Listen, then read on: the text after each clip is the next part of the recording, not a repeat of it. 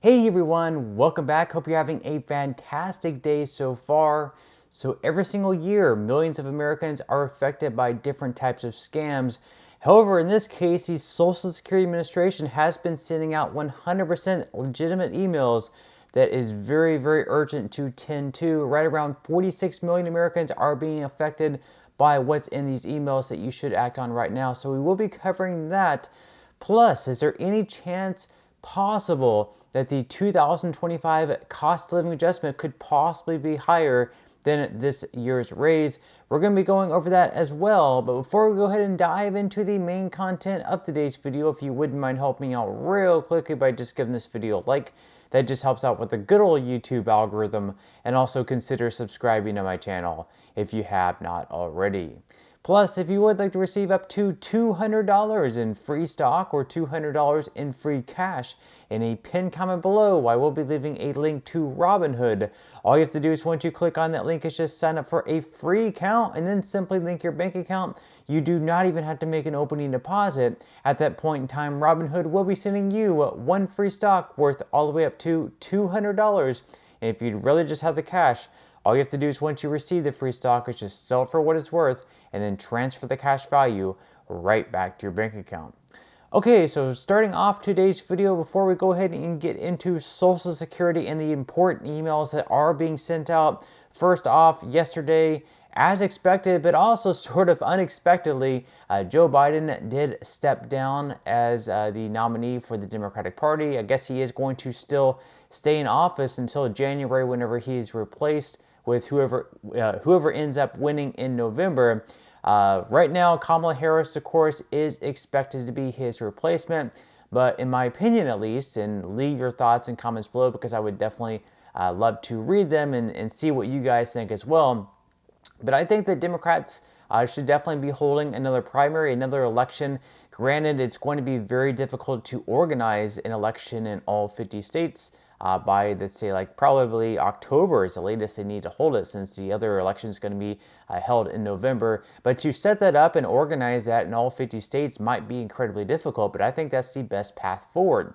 Because let's face it, a lot of Americans, a lot of Americans took time out of their day. Maybe they had to rearrange their schedules to show up and vote at the Democratic primary, and they showed up and Biden won in all 50 states. So if you're going to change your schedule around to show up to the polls and vote for Biden, and then Biden drops out, and then they just change, they pick who their replacement is going to be without you or any American actually voting for them, and they just, put Kamala Harris in his place, even though she wasn't actually elected or voted for. That's an absolute slap in the face to Democratic voters who took time out of their day to show up and vote for Biden at the polls. But once again, leave your thoughts and comments below.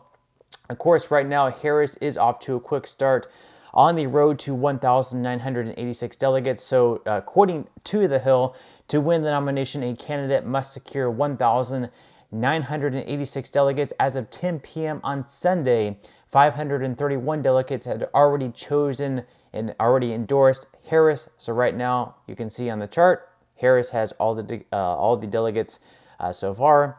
And per DNC rules, a candidate must receive pledge support from 300 delegates to appear on the ballot at the convention. Harris has already begun reaching out to delegates to win their support. Tennessee was the first state to pledge all its eligible delegates to Harris, with South Carolina, North Carolina, New Hampshire, and Florida following shortly behind on Sunday.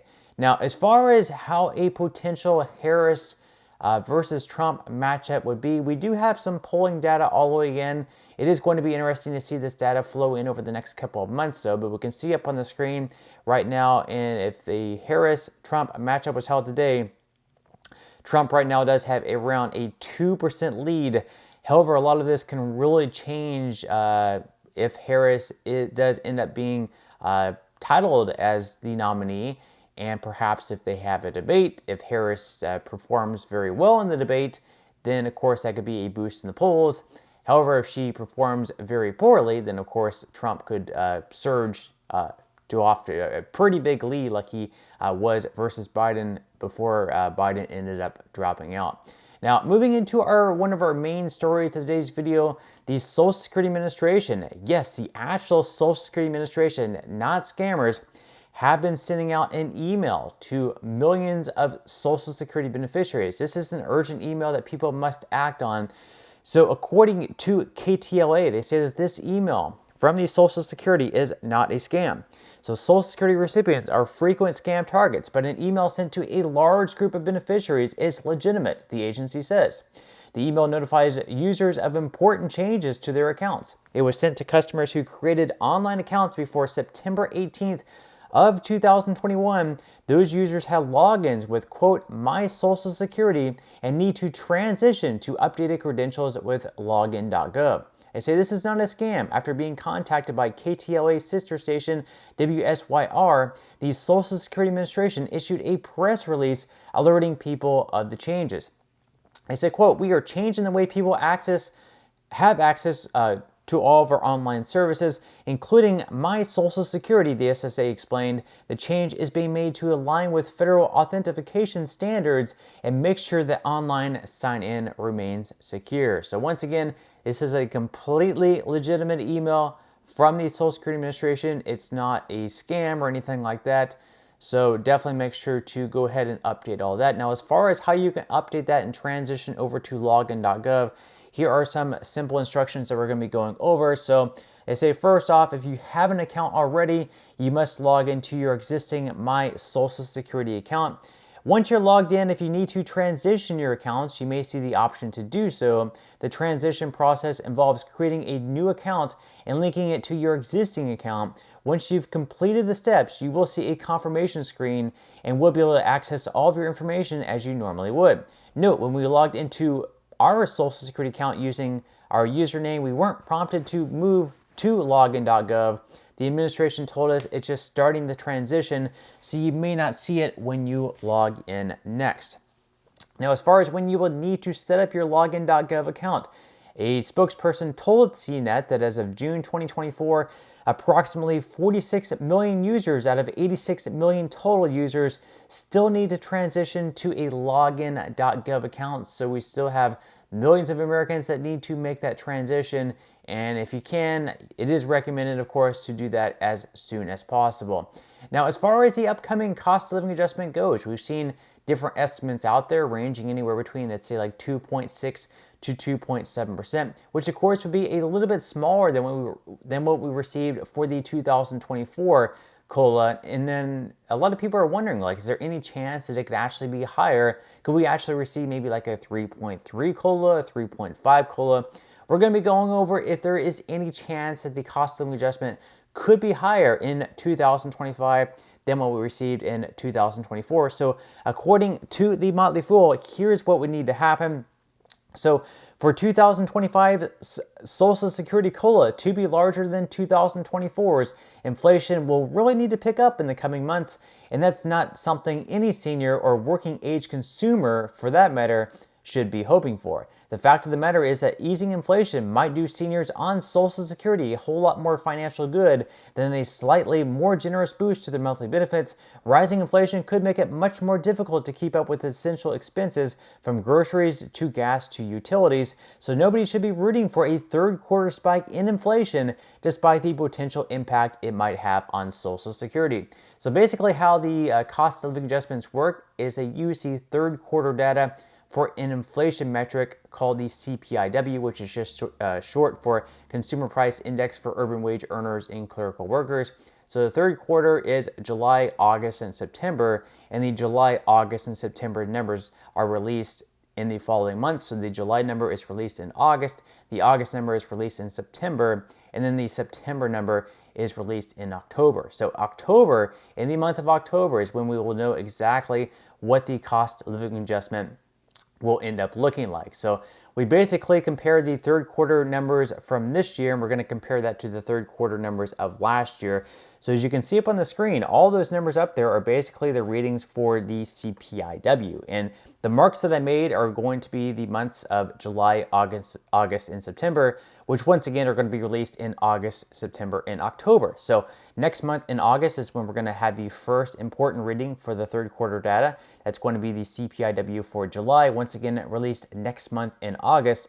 And you can see that last year in 2023, that number for July that was released in August came in at 299.899. So basically, what we would need to see for us to really have much of a chance to have a higher cost of living adjustment next year is we would need to have that number come in at right around 310, which would be a significant uptick. That'd be like right around a 7.5% increase year over year, which is something I just don't expect to happen right now. I think the highest you can really expect for the cost of living adjustment to be next year is maybe 2.8%. Right now it's at like 2.6%.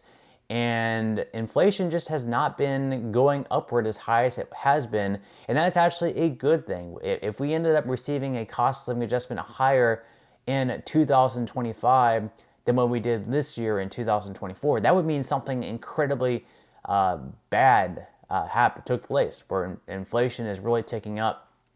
And if you look at the cost of living adjustments over the past several years, they have not kept up with inflation. So if we actually receive a higher cost of living adjustment, more than likely anyways, the increase that you'd be receiving would still not be buying like the same goods and services that you're used to. So even though the COLAs are supposed to keep up with inflation, and you're supposed to be receiving the same amount every single year, and you're supposed to be able to buy the same amount of goods and services that you're used to, the fact of the matter that it just isn't, and people are faced with that reality everywhere they go, whether they're filling up their tank at the gas station, whether they're going to get groceries, whether they're trying to fill their prescriptions. Everything is getting a lot pricier year over year, and the increases in the Social Security checks are just not keeping up with that rise in prices, inflation. And it's a difficult scenario, and unfortunately, like I mentioned time and time again, until we get lawmakers in Washington who are actually competent and really care about the American people and their everyday problems, it's really difficult to see this whole situation get fixed. But leave your thoughts and comments below. Would definitely love to read them. That's all we have for today's video. I certainly hope you enjoyed and found value out of it. If you did, again, I would greatly appreciate if you could give this video a like. Consider subscribing to my channel if you have not already, and I will see you in the next video.